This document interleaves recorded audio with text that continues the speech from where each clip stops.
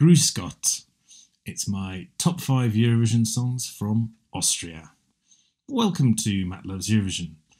If you're new to the channel or if you've not yet subscribed, please do click on that subscribe button and the notification bell. And of course, please do like, share and comment. So we turn to Austria, and Austria have quite a long history in the contest. They've had well over 50 entries now, and obviously they've had a fairly recent win, but they've not had, shall we say, sort of the greatest success in the contest. If you look back through their results, they've had 2 wins, 1 third place and 1 fourth place. So it's perhaps a little bit thin on the ground for a country that has so many entries to find my top 5, but a top 5 I have. They've done better recently though. They've had a bit more consistent in qualification, although they didn't qualify most recently in 2019. But here we go with my top 5, and my number 5 is Trackshitters Foki mit deinem Popo. Foki mit deinem Popo, Foki mit deinem Foki mit deinem Popo. So freut man sich schon. Foki mit deinem Popo, Foki mit deinem Foki mit deinem Popo. Now yes, this is slightly guilty pleasure.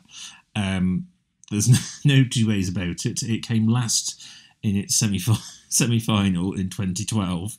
And you might argue, are there any redeeming features? But I think this is a lot of fun, and I think if you don't take it seriously, you might enjoy it more. It's got some kind of Austrian, quite very specific Austrian dialect sung in it as well, which makes it quite intriguing that way. But yeah, it's just a lot of fun, and it's very cheesy. And it's one of those ones that when I do my Eurovision songs so bad they're good, this might slip into that for Austria's representative for that kind of set of songs as well. But yeah, I enjoy it so much. My number 4 is Zoe and Loin d'ici.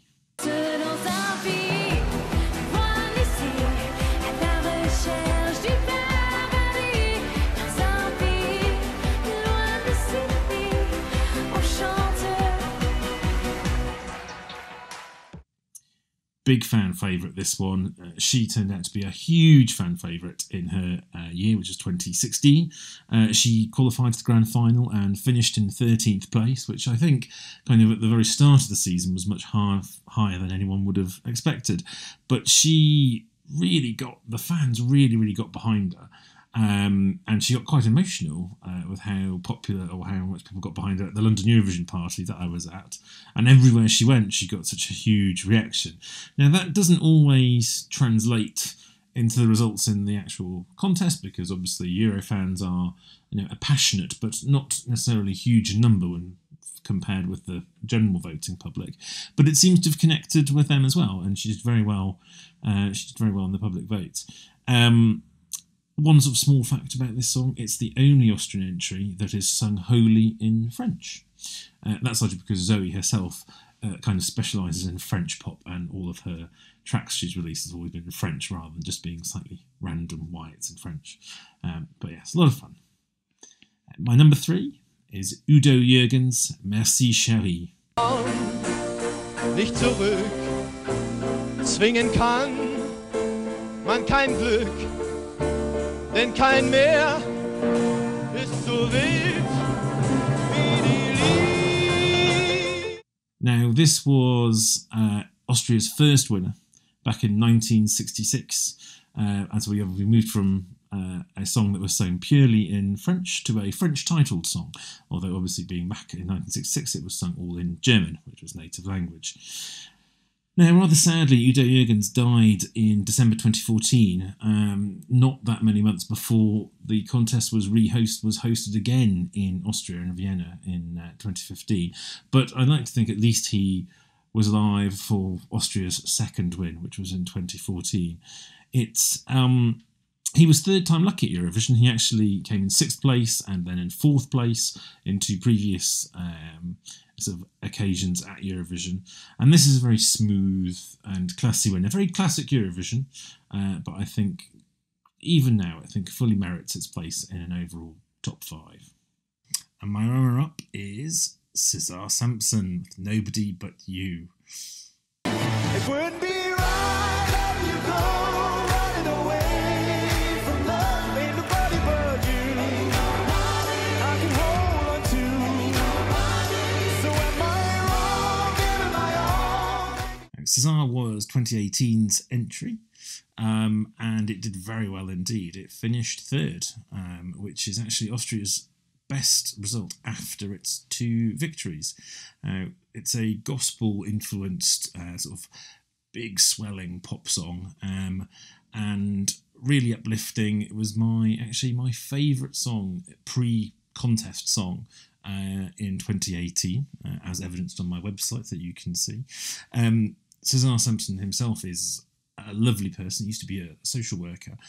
Also is absolutely gorgeous as well, which always helps, and a gorgeous voice as well. Now this actually won the jury vote in 2018. Not so well, quite as well with the public vote, but still well enough that Austria got such a great result, which is just, I was really pleased. I'm very surprised as well. But yes, it's a very worthy runner-up. And my number 1, perhaps not surprisingly, it's Austria. It's Conchita Wurst, Rise Like a Phoenix.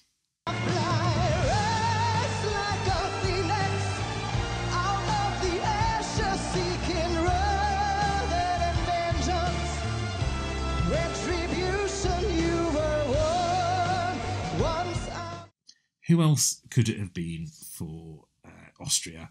It's such an iconic win. It was such an iconic song. It really sort of took off.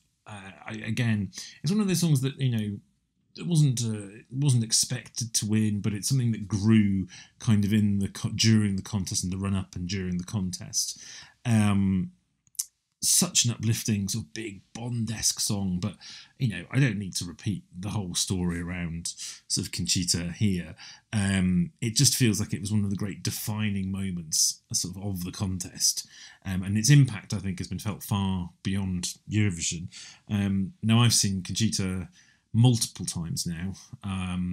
I've seen her at the Sydney Opera House. I've seen her at the London Eurovision Party, but I did see Conchita just in the few weeks before the contest, when Conchita performed at the Royal Vauxhall Tavern, and was as well before kind of the whole hype took over, and so I happened to be right at the front, and so we got, and it was, I just think back to that going, I saw a Eurovision winner before they, before all of the kind of, before they became the favourite, before all of that took off, and it's just been wonderful to see Conchita, and obviously the man behind Conchita have done so well and become so accepted and loved, and I think this is going to be one of those entries or sort of songs that will be long remembered.